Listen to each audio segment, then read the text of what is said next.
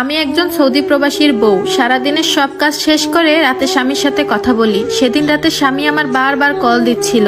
এদিকে আমার ননদরা এসেছে তাদের ছেলে মেয়ে আর জামাই নিয়ে। কাজ করতে করতে কথাই বলতে পারলাম না সেদিন আমার স্বামীর সাথে। কিন্তু দেখলাম রাতে হঠাৎ করে আমার স্বামী একটা মেসেজ দিল, বউরে আমার মনে হয় আর দেশে ফেরা হবে না, আমার শরীরটা খুব খারাপ।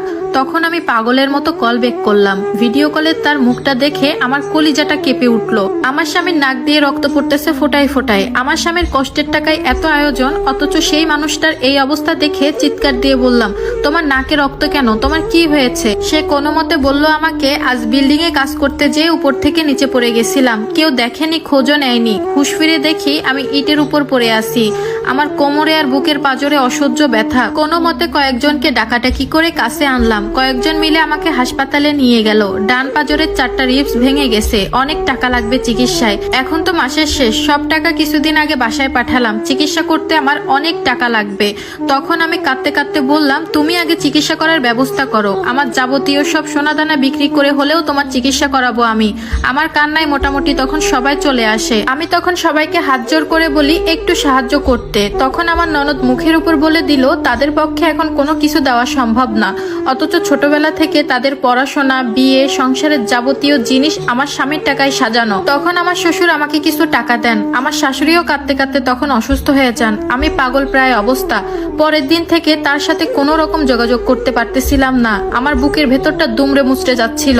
আল্লাহ এ কেমন পরীক্ষায় আমাকে ফেললেন। 3 দিন ধরে আমার স্বামীকে এত পরিমাণ কল দিলাম, কিন্তু সে ধরেনি। তার রুমমেটকেও কল দিয়েছিলাম, সেও কেটে দিল। এমন পরিস্থিতিতে একজন প্রবাসীর স্ত্রীর মন কেমন হতে পারে সেটা আমি কিভাবে আপনাদের বোঝাবো। ননদটাও তার কিছুক্ষণ পরেই চলে গেল। আমার সন্তানকে বুকে চেপে ধরে কান্না করতেছি। এভাবে 7 দিন পর তার রুমমেট হঠাৎ করে কল দিল। ভাবি এই কথাটা বলে ফোনের ওপার থেকে কান্নার আওয়াজ আসলো। তখন আমি তাড়াহুড়া করে বললাম, কি হয়েছে ভাইয়া? এতবার কল দিলাম, কেন ধরলেন না? আমার স্বামী কোথায়, সে কেমন আছে? সেই রুমমেট বলল, ভাবি ভাইয়া দুনিয়াতে নেই। তখন আমি চিৎকার দিয়ে বললাম, কি বলতেছে এসব, তোমার কি মাথা খারাপ হয়ে গেছে? সে ফোনের ওপার থেকে বলল, আমরা অনেক চেষ্টা করেছি কিন্তু পারিনি, তখন অনেক লেট হয়ে গেছিল, বুকের ভেতর রক্ত জমে গেছিল, আমরা পারলাম না তাকে বাঁচাতে।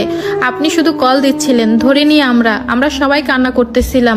আর ধরেই বা আপনাকে কি বলে সান্ত্বনা দিব? তখন আমরা সবাই মিলে চেষ্টা করে মানুষটাকে বাঁচাতে পারলাম না। আমরা সবাই মিলে প্রবাসের বুকে কাজ করতাম, কত আশায় ছিলাম আমরা সবাই একসাথে দেশে যাব, কিন্তু সেই আশা আমাদের আর পূর্ণ হলো না। কিন্তু ভাবি জানেন, ভাইয়া মৃত্যুর আগে আপনার জন্য একটা সোনার হার আর আপনার বাচ্চার জন্য কিছু টাকা তিল তিল করে জমিয়ে কিছু উপহার কিনে রেখে গেছেন।